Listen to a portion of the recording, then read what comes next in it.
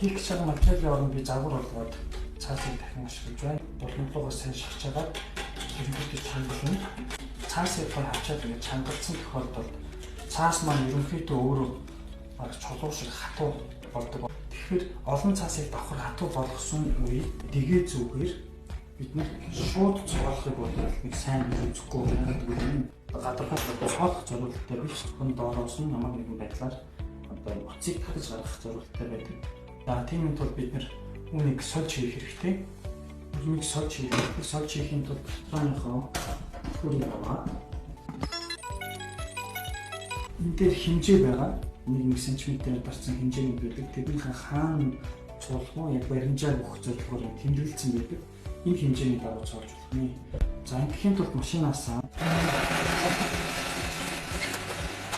цаас маань өөрөө юм битэмшхай нэгтсдэг тийм бодис байгаа. Тэгэхээр өрнийхөө энэ гадаргуу дээш нэг үрцээ гаргадаг хэсэг дээр нь очиод маш их хатуу болоод зогсчдөг. Тэгэхээр манай хүмүүс мэдэхгүй ингээд чангалж дарсаар байгаа. Үрцээ гаргаж чадхаа болоод ирэхээр хүчээсээр гараад моторын талаас гараад хийхдээ моторын айгүй олон шатаадаг байгаа. Тэгэхээр яаж цоолох вэ гэхээр жоохон жоохон орууллаа, уцаагаад хогийг гаргалаа, жоохон орууллаа, уцаагаад хогийг гаргалаа. Гэх мэтчлэнгээр хийвэл илүү үр дүнтэй моторондоо одоо итгэвэтэй байдаг байгаа шүү.